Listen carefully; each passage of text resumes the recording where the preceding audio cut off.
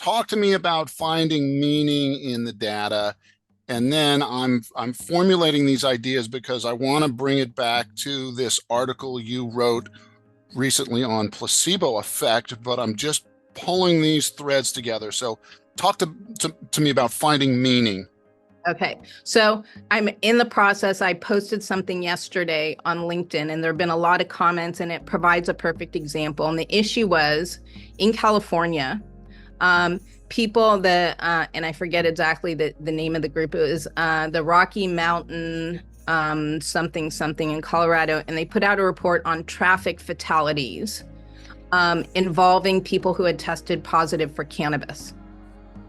And they say if you look at when cannabis was legalized, the number of traffic fatalities are going up, and the proportion of fatalities where the driver tested positive for cannabis is also going up. So it went from 11% of total fatalities, the driver testing positive for cannabis in 2014 or 13.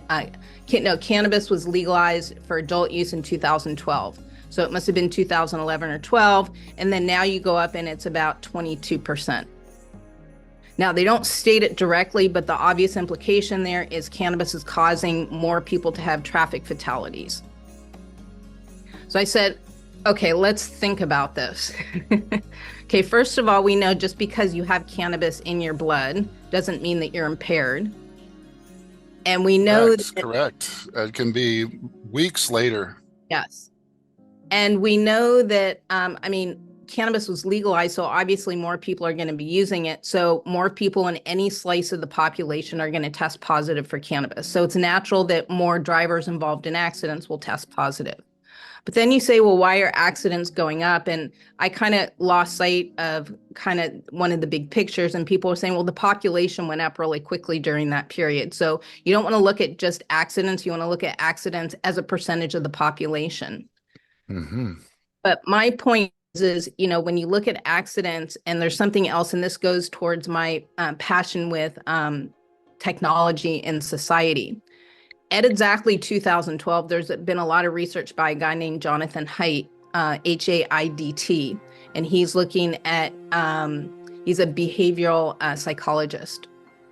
Okay. He's doing a lot of work on how depression and suicide in teens, females, and males has been going up over time, and kind of this environment of malaise that we're feeling right now. And he traces it back to 2012 when smartphones were introduced. And so when you think about that, they even have a term for driving while using either texting or on the phone. It's called distracted driving.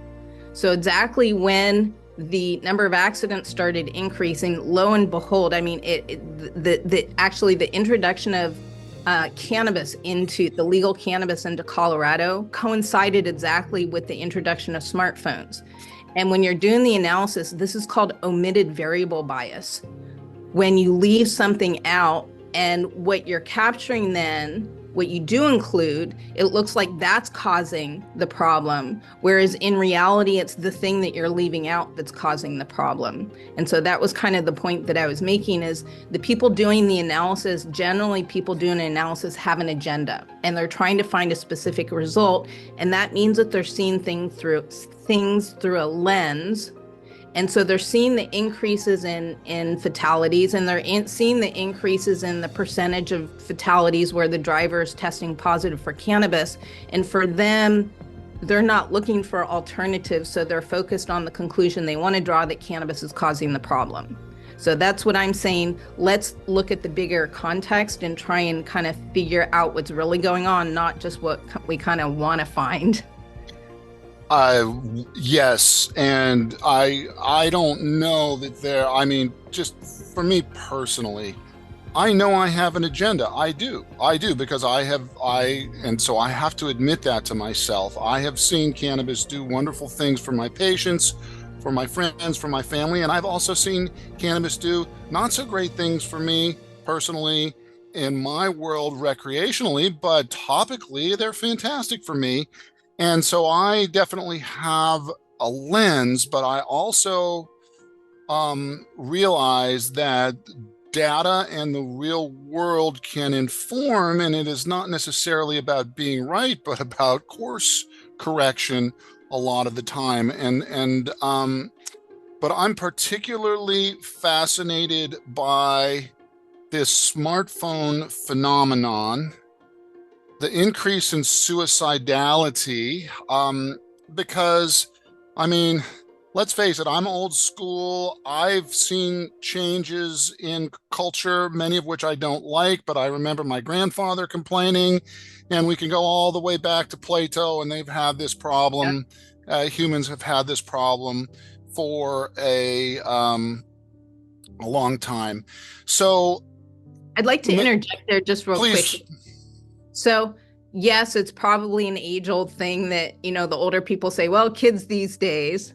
On the other hand, I will note, and this is something that I've discovered in my travels of researching technology and society, that the pace of things are changing so quickly today that when you go back, say to the Middle Ages, if you look at the environment and the world that your kids or grandkids are growing up in during the Middle Ages, it's very, very similar to the world that you grew up in, just because there hasn't been a lot of change in the environment, no new technologies, no real changes in the standard of living or anything. But today things are changing so quickly that, I think that there are really big differences between the world that we're growing up in and say our kids and grandkids are growing up in.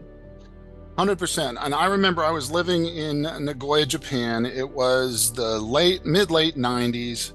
And some pundit made the observation that really not much has changed for us with this new internet that everybody had since the Brady Bunch and when you had dial phones. But you compare, so for me, I mean, I totally, yeah, there's not much changed. But now it's very, very different.